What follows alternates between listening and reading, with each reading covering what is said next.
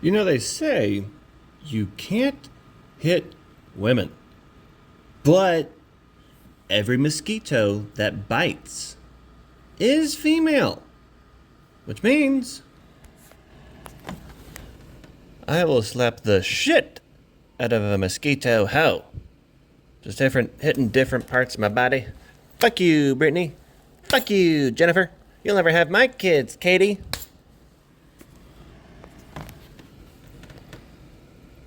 The kakapo is a flightless New Zealand bird. Can barely fly, can barely walk. And to attract a mate, he will dig a hole and scream his head off for hours. And when that fails, he gives up and humps a rock instead.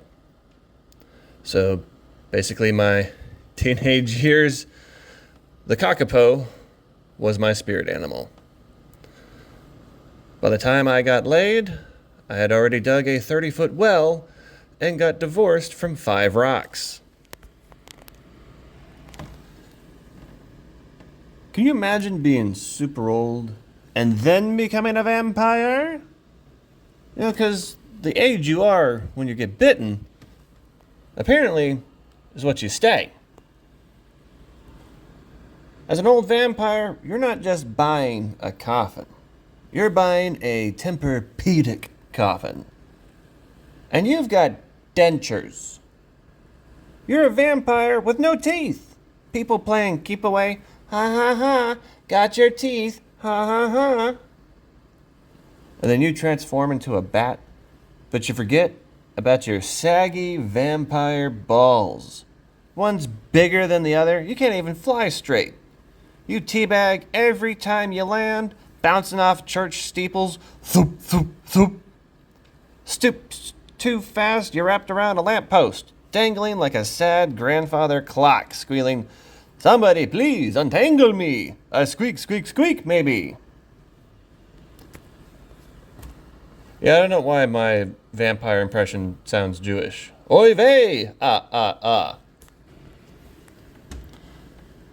And just when you think it's all over, Van Balsing the vampire taint hunter yanks you out of the sky like a dog on a leash and stares you down being like, "Hey vampire, you forgot to talk this."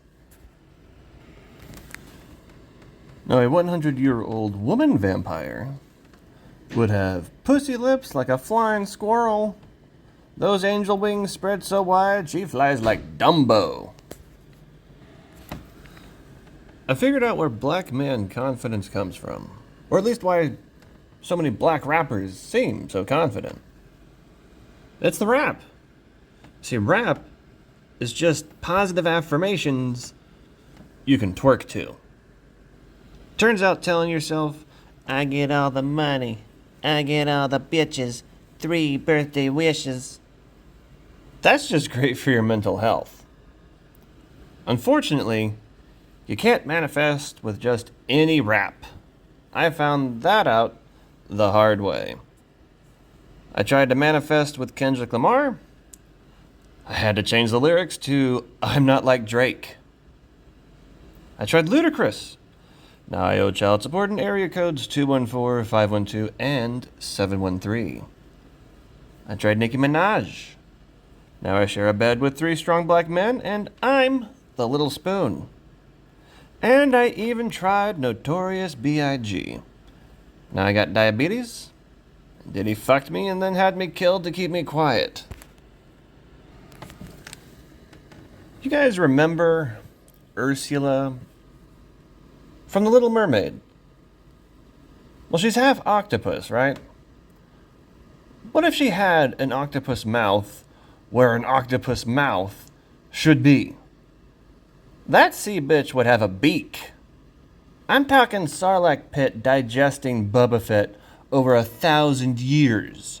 Beak. You know what I'm saying? I'm picturing her as a drunk diva crashing parties, beak going in and out, as she's sliding across hors d'oeuvres like an insane Roomba with tits.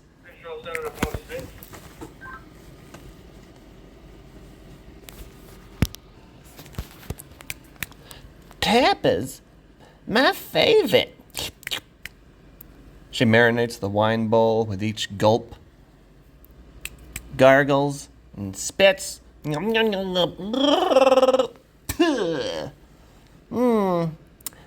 getting like hints of vanilla, oak, and a whole lot of shellfish. That must be the real reason she got banned from the kingdom. I hope HBO goes deeper into the backstory of my favorite Harry Potter character, Hagrid's dad.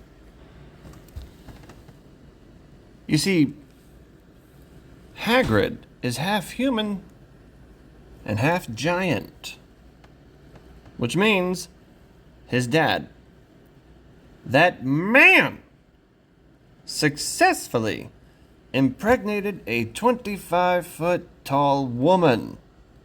He must have been looking at the world's tallest vagina like, yeah, I'll make that work. But how the hell does a human even impregnate a giant? I have some theories. Maybe he dove in head first, like a salmon, at the end of its life cycle. Or maybe he went full wizard perversion, hit himself with a little-known enlargement charm. Ejaculiosaur. Then he walked around town, hawking his meat like fresh dick, magically enhanced, taking all challengers.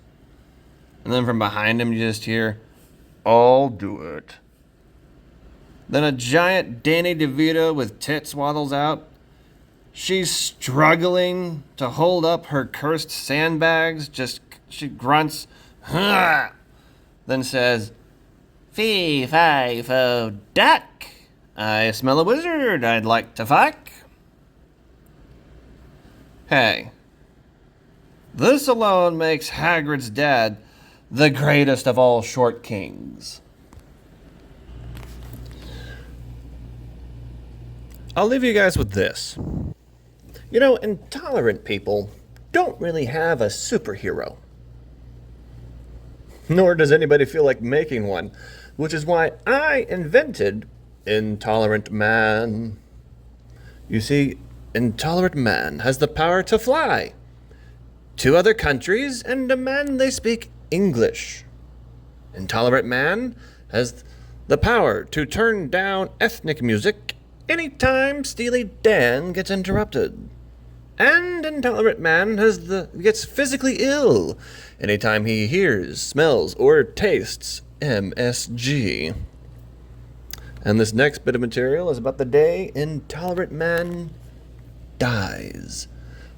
And I do go kind of quick, so fair warning.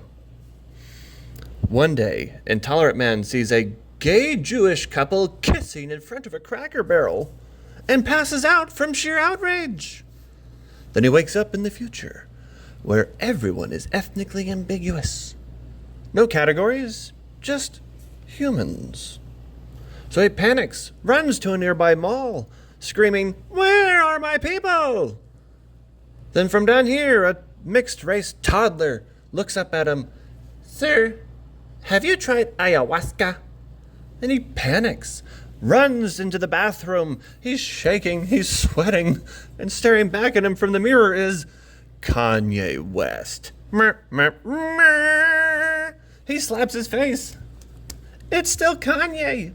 He touches his hair. It's different. He opens his pants. The one-eyed purple monster. And then he screams to the heavens. My white soul, it's leaving my body. Then this mayonnaise-colored soul rises up from the chest of Intolerant Man, moaning as it ascends, as one final tragic tear rolls down his face in the shape of a Confederate flag. You see, Intolerant Man had become the one thing he hated most, being successful and black.